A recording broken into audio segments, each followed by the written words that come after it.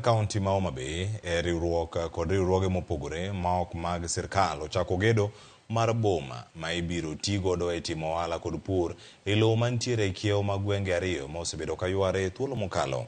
Ranyisi ni kwe mochwere koro dhi betie. James Latano nolimo kar gedono kendo oikonwa lipodni. Chopo e gwenge mag Riwa en gweng' mane tong' mar jodak makochia mayudore od bura marangwe kaachiel gi Karachuonyo mawuok e od bura ma Karachuonyo duto kawuok e kaunti ma Homa Bay.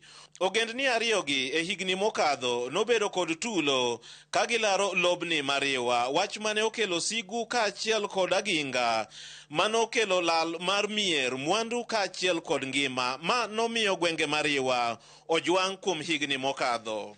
Limbewa e gwenge mag Riwa warado gi jaduong' William Otieno. William Otieno osedak ka kuom ndalo mathoth kendo ong'eyo mathoth kaluwore gi tulo manowuok e gwenge mag Riwa. 75 to dhaw nochako kak dhimu nobiro kroch kan gimbe mang'o malup gi bang' kut kano oselo gi 1945.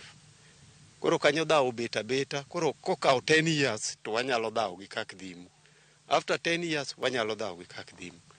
Kotimore 2010 208 to ne director of land wa Nairobi nikech koko ne ng'eny mondo nyis boundary between ko Uganda kak dhin wadhi Kawiti primary school.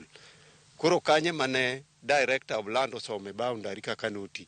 Yudo oboke mar bedo gi lobni, sirikal mar kaunti ma Homa Bay koriwore gi joket mwandu mopogore opogore. Koro sani osechako gundho boma e gwenge mag Riwa ka giwacho ni ma biro kelo dongruok manyien kendo nyayo pith manyasani ma biro kelo dongruok kendo biro kelo nyak ne jodak mar Riwa e kaunti ma Homa Bay. Value chains ma waketo mbele wan kaka Homa Bay. Watimo value chains mang'eny kaka ji puro bando, ji puro bel, ji puro nyanya, ji puro watermelon gi gik makamago. Mago gin value chains. Value chains mwadwa tele e Kenya en value chain ma pamba, and ineno kantie kae jokan mwandu e weche mag jinari, value chain to gi spinning ma medin thuru dwa bede.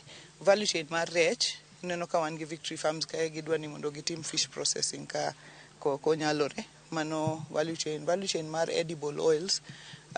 Wan gi investors mang'eny marita ni production bro chalo nade.